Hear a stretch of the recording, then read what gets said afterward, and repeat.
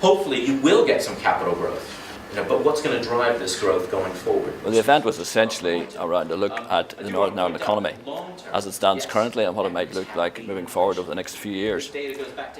We looked at this ourselves, and I suppose it's something that our advisor community, well, that's in St James's Place, or indeed the wider advisor community in Northern Ireland, we felt they probably needed to know a little bit about it because of the implications of certain reforms, certain possible tax changes that might be applied in the next year or so, how that might impact upon, one, their businesses, and two, their clients, which essentially will have an impact upon their businesses. So we're really trying to have conversations with businesses and advisors to think about what do you need to be worried about, where are the opportunities, and start to think a little bit more about what changes we might have to make in our behaviours, either as consumers or as investors, as a result of those factors. But I suppose there's a few key things that every investor, regardless, needs to think about. And it's about what are their objectives, essentially, for the money that they're investing. What are the sort of timescales have they got in mind for that investment? And they need to understand that if they don't want to have it on deposit, they need to take certain risks. So what level of risk are they happy with? And then we can then, based upon all of that, advise them what type of portfolios and where they should be investing their money. And we're going to have the same debate when it comes to corporate tax.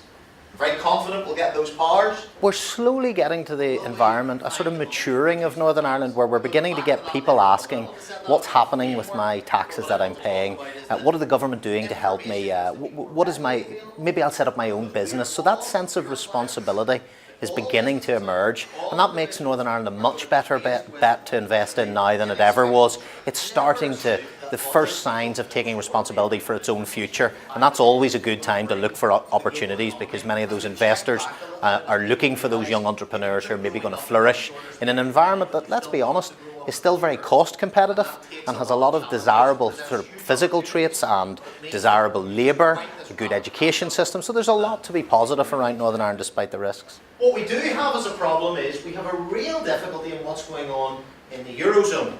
So we see a greater opportunity for St James's Place to grow within Northern Ireland, and that's probably due to the opportunities that we have, but also the legislation that the FCA, our regulator, is imposing upon businesses such as ours, and other people maybe are a little bit more vulnerable perhaps than we would be, and we've got a little bit more security, and our model is quite secure. You have to be open to global competition. So that means embracing new firms that will come in, that will bring good jobs, that will bring new ways of doing business, that will force our existing companies to match up to that global standard.